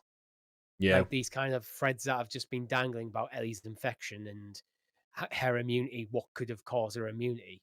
Yeah. Because I think we're assuming now that the fact that Ellie's mum was infected when she gave birth has somehow led to Ellie's immunity. Mm-hmm. Quite possibly, yeah.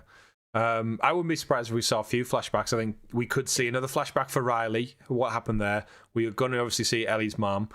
I think we could get another Joel and Sarah flashback.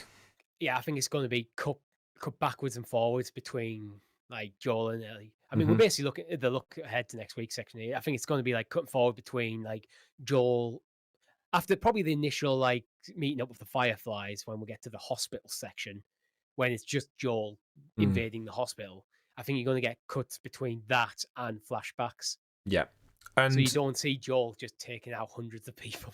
Exactly. And they do have an opportunity to get some last minute clickers and infected because in the game, en route to the hospital, you have to go through an underpass. And in the underpass, there's about 3 bloaters, 10 clickers, and I think about 20 runners or something. It's a big action thing.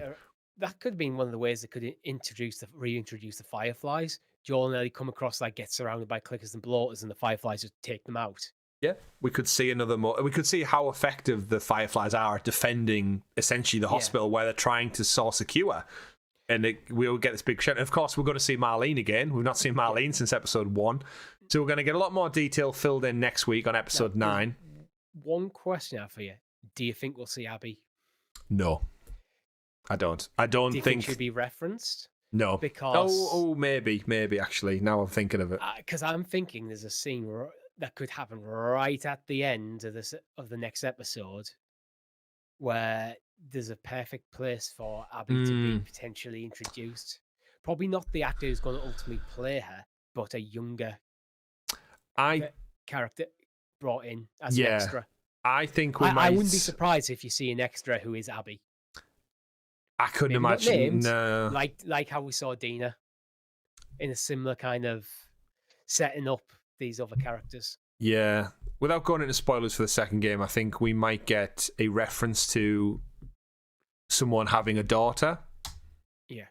And I need to do this for my daughter, or if it was my daughter, I wouldn't. And I think they might reference Abby's character, but I don't think they won't have thought that far ahead. I mean, they might have done, but who knows? Really? No, I mean, they'll have thought of that, but I mean, in terms of who they want to cast, and because the show's done so well, they might want to recruit, so they might want to not lean too heavily into that. I think the first game ends that's why you so just cast a younger actress. Recasting, though, when season 2 is going to be, 2 years out? Yeah, so... that's why I'm thinking he's as an extra, a girl who could be Abby, who might not be. It could just be more of an Easter egg rather than an actual confirmation. Well, we'll have to see. As with every episode of the ClickerCast, when we round up the show, we lean on you, the wonderful chat and community out there watching along live. Performance of the week. Richie, I always throw this over to you. Who do we dedicate our performance of the week to this week? Of course, David died. Troy Baker died. But I suspect we might not be going there this week. It's either Belly or it's either Bella Ramsey or Scott Shepherd for me. I think Scott Shepherd did a very convincing job of having me creeped out for the entire episode. He did. He did, didn't he? Which so it's like that's what I'm thinking. I'm leaning towards him actually more than Bella. I like just how you because his job was to creep you the hell out. He was, and I do wonder because if his character was such an asshole, I don't want to vote for him because his character was so good. You know what I mean? Like I don't want to vote for the actor. Yeah. I get that, but he did such a good job. I'm bought into the character in such a good way that I feel like I'm voting for the character rather than the actor. And the character's a bad guy. Yeah, Scott Shepherd playing David did a terrific thing. I liked how you said Belly there because there was a Twitter thing going around from HBO this week where Pedro Pascal refers to Bella Ramsey playing Ellie as Belly. That's his pet nickname for Bella Ramsey.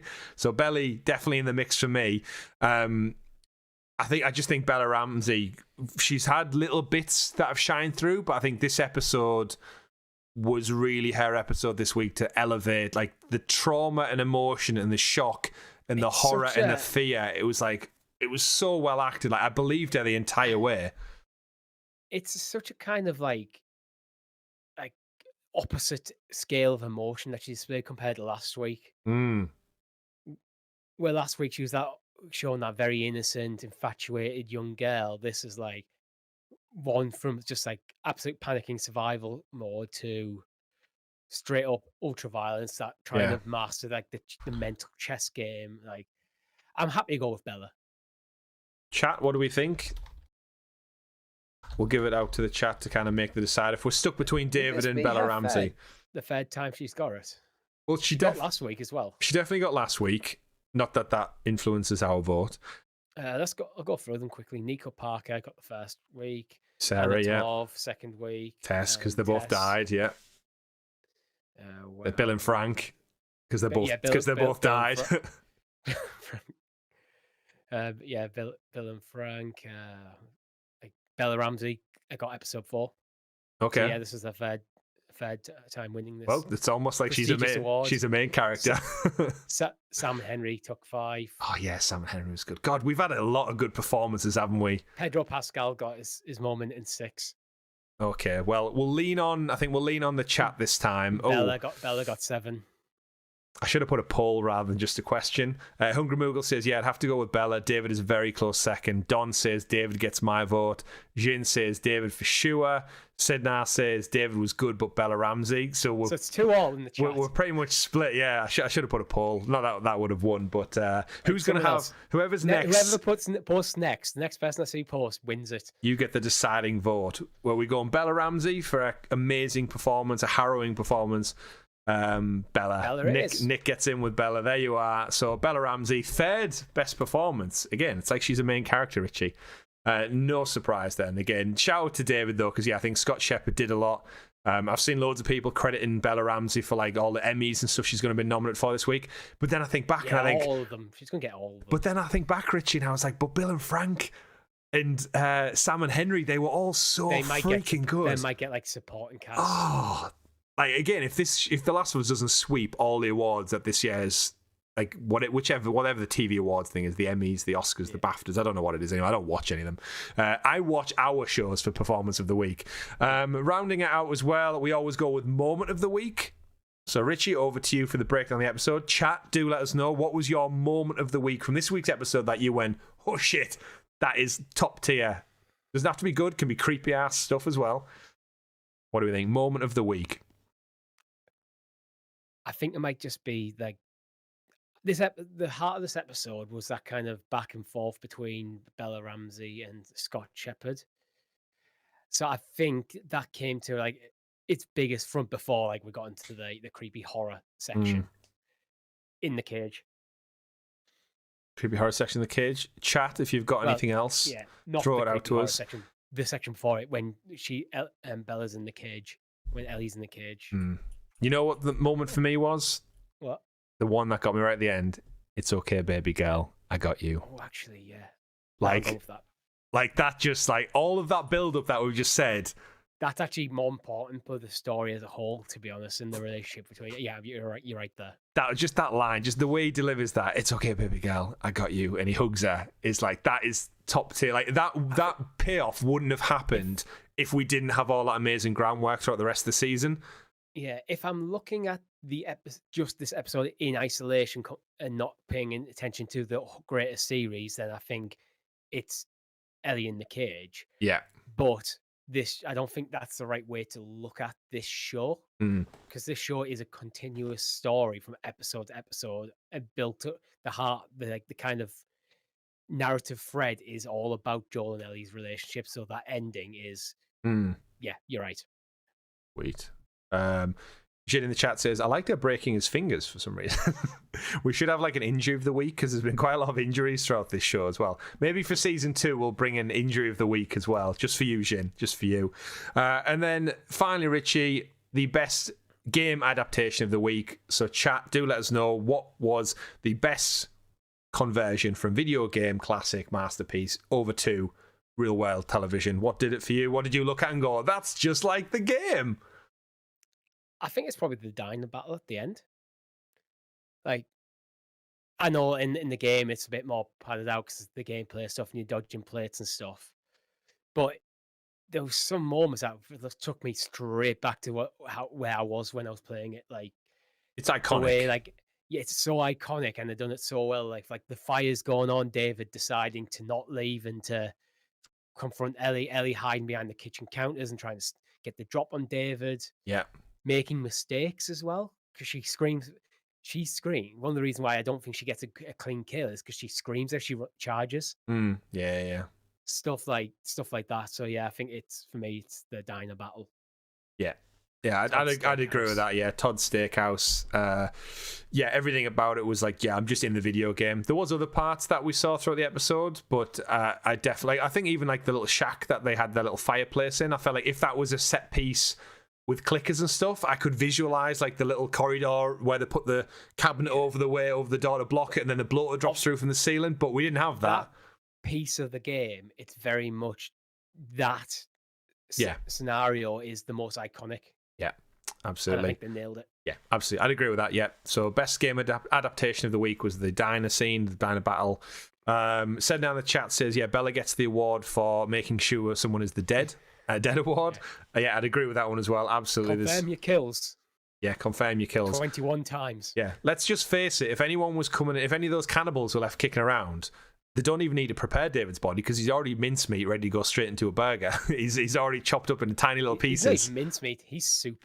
He's David's soup. Absolutely. And on that sick note, Richie, we'll end this week's episode of the ClickerCast. Of course, your weekly roundup of all things The Last of Us, broken down in detail, incredible detail, in fact, tiny little pieces, some would say.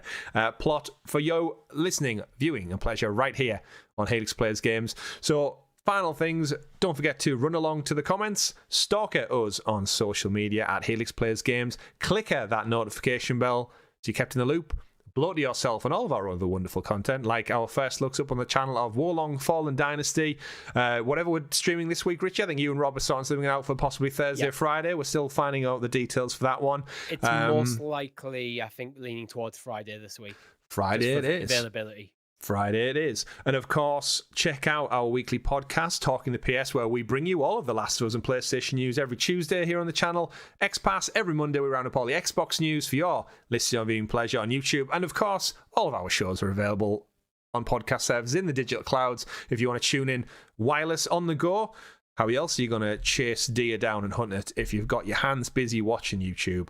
Thank you to everyone in the wonderful chat, and of course all of our fantastic Helix heroes who tune in and support us every single week by joining the channel and becoming a member. Next week is our last week, Richie, of this finale. I do kind of want to think about doing a kind of a review episode where we kind of look at the season overall. Like just a special 10th episode of like kind of looking back and see you just want that number 10 don't you? See who we give awards to, just kind of round out and consolidate the show. Maybe our thoughts on what season 2 might entail. Yeah, well, we can do it. We can do one more. We shall see. However, I do have a child on the way we'll see what your timetable's like this weekend. Like, commit to anything. So we'll see. But keep it locked. And of course, above all else, endure and survive. We'll see you next time, next Tuesday live, 8 p.m. Take care. Goodbye. Bye.